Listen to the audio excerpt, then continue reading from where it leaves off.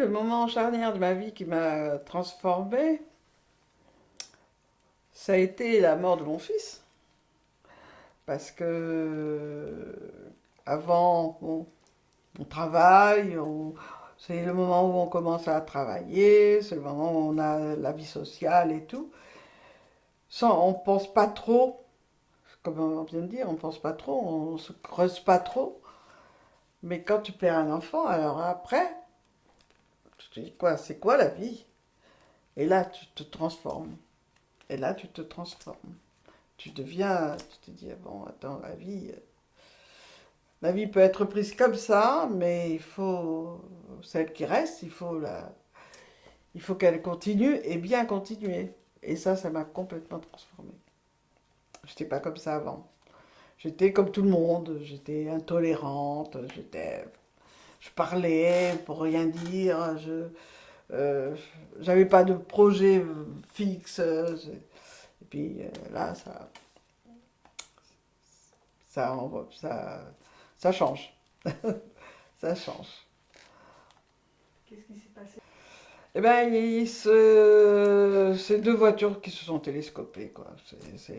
Mon fils était seul, heureusement. Mon mari, c'est-à-dire Jean-Jacques, lui avait offert une voiture, une grosse voiture américaine parce qu'il faisait du surf. Et le matin, il avait acheté des gros pneus parce qu'il voulait la customiser. Il avait acheté des gros pneus. Et dans le choc, les pneus sont passés devant et ils l'ont tué sur le coup. Voilà. Oui, les pneus, ils étaient dans Ils étaient l'arrière. à l'arrière.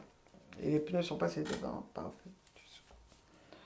Et ça, c'est quand on vient t'apprendre ça au matin, ça te fait, ça fait réfléchir quand même. Hein. Un gamin de 20 ans qui avait tout pour lui, tout d'un coup, pof, c'est dur. Est-ce que tu peux nous redonner son prénom et nous décrire qui il était? Alors Alain Michel, c'était un jeune homme très sportif, très sportif. Euh, très câlin, très gentil, mais qui avait pas de vraiment de comment de possibilités à enfin il avait des possibilités mais il aimait pas trop l'école et il s'est débrouillé tout seul parce qu'à l'époque moi je travaillais beaucoup.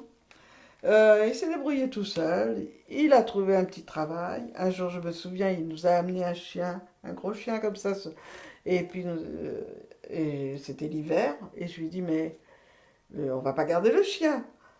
Elle m'a dit, si maman, alors si tu veux pas le chien, eh ben moi je m'en vais aussi. Je m'en vais avec le chien. Je dis, ben on garde le chien. On garde le chien. Mais voilà, il s'était débrouillé tout seul, il avait fait sa petite vie, il avait sa petite copine, ça allait très bien. Ça allait très bien. Il était très affectueux. J'ai encore son bras. Quand il se mettait contre moi, mais il se collait contre moi. Il était très gentil, il était très beau, c'est un petit métis, hein, il était très beau. Enfin voilà.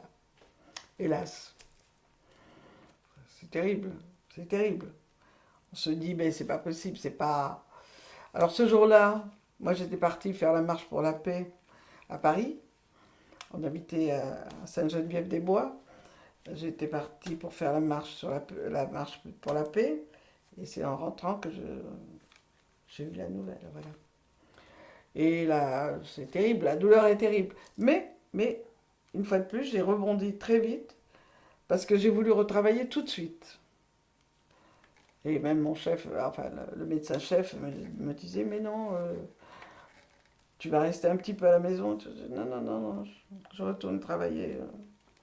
Et moi, une fois que j'étais en salle de travail, c'était la coupure. L'extérieur n'existait plus. Donc ça m'a permis de très vite assimiler, enfin avancer.